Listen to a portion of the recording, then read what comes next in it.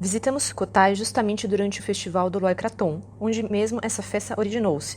O festival é celebrado na lua cheia do 12º mês do tradicional calendário lunar Thai. O Loikrathon ele marca o fim da época das chuvas e é caracterizado pela compra desses kratons, que são oferendas para a deusa das águas.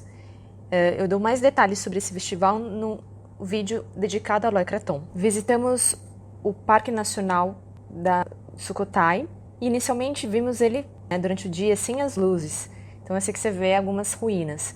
E pagamos respeitos para o Buda e tivemos a oportunidade de ficar um pouco mais em paz, sem tantos turistas ao redor de nós durante esse período, já que no dia seguinte seria o grande dia do Loikrathon, que é o Festival das Luzes, onde a gente vai ter a companhia de muitas pessoas. Sukhothai quer dizer o despertar da alegria em Pali. É frequentemente considerado o local de nascimento da nação tailandesa. A cidade histórica de Sukhothai se localiza no atual nordeste da Tailândia. Sukhothai era a capital pioneira no reino do Sião. Isso mesmo, quando você ouve o que é siamês, como gato siamês, os gêmeos siameses, se refere ao reino do Sião, que hoje em dia é a atual Tailândia. Por volta de 1247, a antiga base militar de Khmer foi derrubada pelas forças Thais, deixando no passado o templo de vassalagem ao Angkor, do Angkor Wat, que fica no Camboja. Por isso a semelhança em alguns detalhes arquitetônicos entre o Angkor Wat do Camboja e Sukhothai. Sukhothai foi a primeira capital do reino do Sião nos séculos 13 e 14. Não muito tempo depois, apoiado por um sistema de alianças com outros principados na região, Sukhothai tornou-se o primeiro reino Thai independente e a nação mais poderosa do leste asiático. Durante o reino de Rangkang Haing, em 1279 a 1298, o budismo Theravada floresceu. Durante a época de ouro, em torno dos séculos 13 e meados do século 14, Sukhothai tornou-se o maior centro do budismo do mundo, e o rei também inicia, nessa época, trocas comerciais com a China, o que acaba por enriquecer a cidade. Sukhothai prosperou por 150 anos, boa parte disso devido à sua localização geográfica. Tornou-se o centro da produção e exportação de cerâmica por todo o sudeste asiático. Depois da morte de Rangkang Haing em 1298, o poder de Sukhothai sofre um rápido declínio. Interessante notar que a cidade monumental budista de Sukhothai teve influências de diversos povos ancestrais, como os povos Mon, o Thai, o Khmer. Quanto ao estilo, tem influências da Índia e do Sri Lanka. Já em 1378, seu status decaiu muito e se tornou vassalo de Ayutthaya. Rama I foi o primeiro rei que tentou resgatar o esplendor de Sukhothai e até criou templos em Bangkok inspirados na cidade. E em 1438, Sukhothai é absorvido pelo centro do grande império de Ayutthaya. Em 1977, os templos foram engolidos pela mata, e depois de 16 anos de esforços para restaurar o que hoje em dia é protegido e considerado patrimônio da Unesco. Wat Mahathat originou-se como um santuário Khmer, foi então transformado pelos reis Sukhothais em um templo real que pregava o budismo Theravada, tornou-se o monastério budista mais importante do leste asiático. Este templo é um exemplo do estilo de arte e arquitetura que floresceu neste período. As torres, que representam Kailasa, que é a casa himalaia do deus hindu Shiva. O ponto focal do complexo dos templos é esse Shed. Eu não achei a tradução dessa palavra, mas com o formato desse broto de flor de lótus no topo do templo, e foi construído para conter relíquias de Buda. Esse templo é possivelmente o primeiro exemplo da transformação de um templo Mahayana em um templo Theravada. Assim, a simbologia ligada às três torres teria sido modificada com o tempo. Antes significava Buda, Avalokitesvara, que é o Bodhisattva da compaixão, e Prajnaparamita, que é a deusa da sabedoria.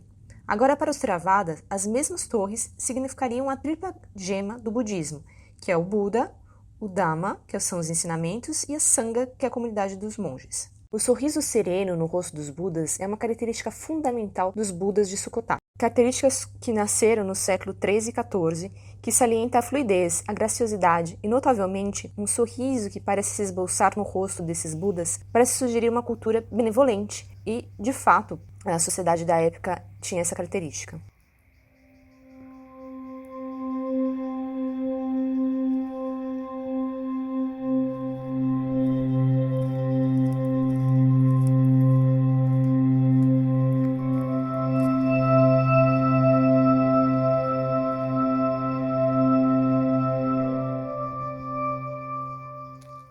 Essas torres apontando para o céu são em total de 200 dentro do Wat Mahathat, e muitos deles consagrando remanescentes da realeza.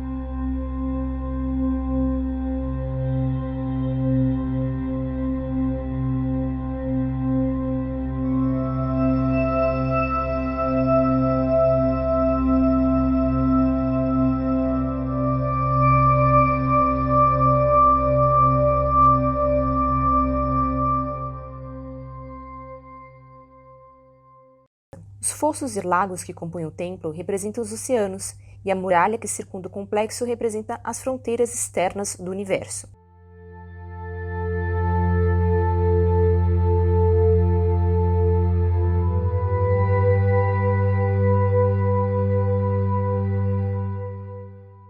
Wat Sasi, localizado dentro das muralhas da antiga cidade. Essa imagem de um Buda andando ilustra bem o estilo de Sukhothai: ombros exageradamente largos, coxas grossas e cintura fina, roupa virtualmente transparente e ombro direito nu. A graça, os balanços e a fluidez das linhas. Aí podemos notar uma forma de tocha no topo da cabeça do Buda, acima do Ushnisha, que é uma base redonda, como se fosse um coque na cabeça do Buda.